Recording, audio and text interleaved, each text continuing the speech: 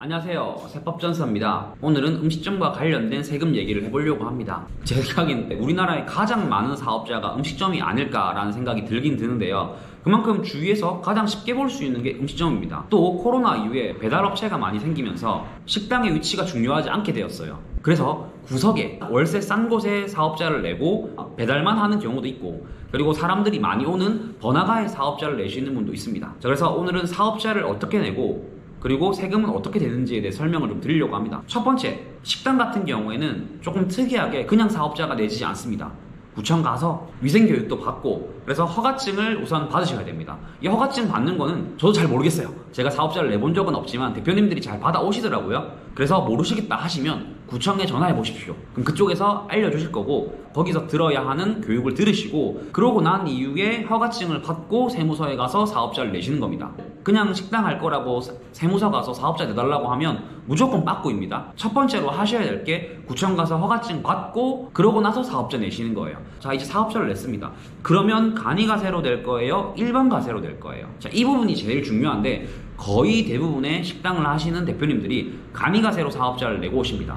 간이가세가 좋은 점도 있지만 단점도 있습니다. 사실 이 부분을 세무사가 판단해 주기가 애매한데, 30평 정도의 가게를 한다라고 했을 때는 간이가세로 내는 게 더 나을 수도 있습니다. 근데 그 외에 100평, 200평 정도의 규모로 만약에 사업을 하시게 된다라고 했을 때는 일반가세로 내는 게 좋을 수도 있습니다. 왜냐면 첫 번째, 우리가 가게를 시작할 때는 인테리어라는 걸 하게 됩니다. 20평, 30평 정도는 인테리어를 5천만 원 안으로 할 수 있다라고 할게요.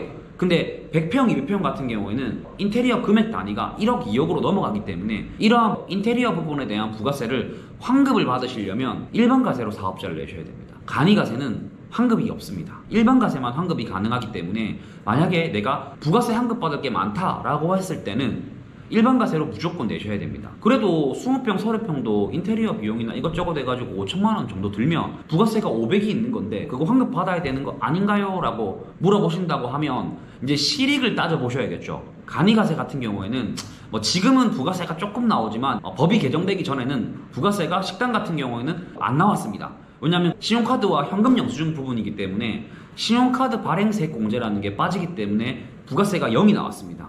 그래서 여기서 나온 게, 식당 하는 대표님들이 간이가세는 세금 안 나온다 하던데 부가세는 안 나오는 거 맞아요. 근데 종합소득세는 나올 수 있습니다. 이 부분이 제일 대표님들이 오해하고 있는 부분. 그래서 내가 부가세를 안 내고 인테리어 한 비용도 부가세를 내지 않았다라고 했을 때는 부가세가 0이 되겠죠. 자, 근데 일반가세로 냈을 때는 내 매출이 3억이란 가정하에 부가세를 1,000만 원 내고 거기다가 500만 원 돌려받으면 500만 원을 납부하시게 되는 거 아니에요. 자, 그럴 바에야 부가세를 포기하고 간이가세로 내서 부가세를 안 내는 게 나을 수도 있습니다. 단 여기서 한 개 더 생각해야 될 부분은 그 5천만 원에 대한 세금계산서를 못 받았기 때문에 나중에 종합소득세 때 경비 처리가 안 됩니다. 이러한 부분까지 감안을 해보셔야 되는데, 그래도 저는 개인적으로 엄청 대형의 가게가 아닌 이상 간이가세로 내고 인테리어 부분을 부가세를 안 주고 경비 처리를 안 하는 게 금전적으로 더 이익이 아닐까라고 생각이 듭니다. 근데 100평, 200평 되는 대표님들은 초기 비용이 많이 들었기 때문에 부가세도 환급을 받아야지만 매출도 많기 때문에 부가세는 둘째치고 종합소득세 때문이라도 그러한 인테리어나 집기산 부분에 대해서 비용 처리를 꼭 하셔야 됩니다. 사실 매출이 올라가면 올라갈수록 부가세는 당연히 받아서 내는 거기 때문에 그렇다 친다 하더라도 종합소득세가 아주 많이 나오게 됩니다. 왜냐면 우리나라 세율 구조상 누진세이기 때문에 1 더하기 1은 2가 아니라 5가 되는 경우도 있어요. 거기다가 플러스 건보료까지 생각하신다라고 했을 때는 규모를 크게 하시는 대표님들은 차라리 일반가세를 내서 비용 처리할 것들을 미리 받아 놓으시는 게 더 낫다라고 저는 생각이 듭니다. 자, 그래서 간이가세로 낼지 일반가세로 낼지 잘 생각해 보시고 규모와 내 금전적인 실익을 따지셔가지고 일반가세와 간이가세를 내시는 게 좋을 것 같습니다. 무조건 간이가세라고 좋은 게 아닙니다. 내 상황에 맞게 좋을 수도 있고 안 좋을 수도 있습니다. 근데 거의 대부분이 간이가세가 좋은 경우가 많죠. 자, 그래서 이 부분도 결정이 되어서 사업자를 냈습니다. 자, 그러면 앞전에도 말했지만 간이가세로 냈다고 세금이 안 나오는 게 절대 아닙니다. 매출이 1억 5천이 넘어간다라고 했을 때는 세무사와 상담받고 기장을 할지 말지를 결정을 하셔야 됩니다. 이 1억 5천 기점은 간이가세가 아닌 일반 가세자도 똑같이 적용되지만 대표님들이 간이가세는 세금이 안 나온다라는 생각을 가지고 있기 때문에 일반 가세로 전환되었을 때 세무사한테 맡기고 기장 업무도 해야 된다라는 잘못된 생각을 가지고 있어서 제가 말씀을 드립니다. 자, 그래서 내 매출이 1억 5천이 넘는지 안 넘는지에 따라서 가까운 세무사 사무실 찾아가셔서 상담을 받으세요.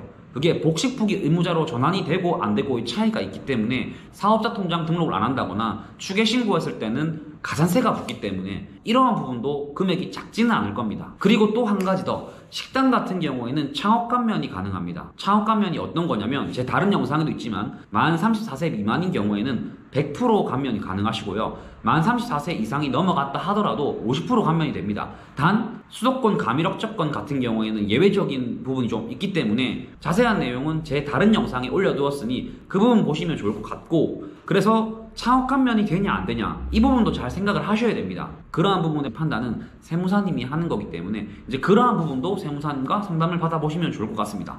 왜냐면 일주일 사이에 식당 하시는 두 분이 전화 오셔가지고 창업 감면이 나는 될 것 같다, 근데 우리 세무사가 해주지 않았다, 근데 여러 가지 상황을 들어보니 정말 애매한 케이스더라고요. 될 것 같기도 하고 안 될 것 같기도 하고. 근데 그 대표님이 대충 유튜브 보시고 내 요건 되는데? 라고 해서 적용을 해버렸다. 그러면 나중에 문제가 되는 거예요.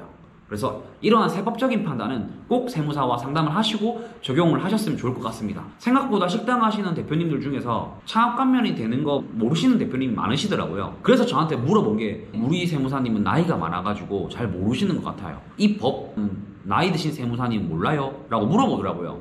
모를 수도 있고 알 수도 있는데 요즘은 워낙 대중화된 세법이기 때문에 사실 거의 대부분의 세무사님이 적용을 해줄 겁니다. 만약에 적용해주지 않았다, 거기에 맞는 이유가 있을 거예요. 꼭 세무사님이 잘못했다라고 생각하시면 안 됩니다. 자, 이렇게 오늘 음식점 사업자와 관련된 세금 얘기를 했는데 다시 한 번 더 정리를 해보겠습니다. 첫 번째, 사업자를 내기 전에는 구청 가서 허가증을 받자. 그러고 사업자를 내셔야 됩니다. 그리고 두 번째, 일반 가세로 낼지 간이 가세로 낼지는 그 규모와 내 상황에 따라서 다를 수가 있으니 무조건 간이 가세로 내는 게 좋은 것만은 아닙니다. 그리고 세 번째, 식당 같은 경우에는 창업 감면 적용이 가능하기 때문에 이러한 부분도 내가 적용이 되는지 안 되는지 세무사님과 상담을 받고 소득세 신고를 하셨으면 좋을 것 같습니다. 지금까지 영상 봐주셔서 감사하고 다음번에는 다른 영상으로 찾아오도록 하겠습니다. 감사합니다.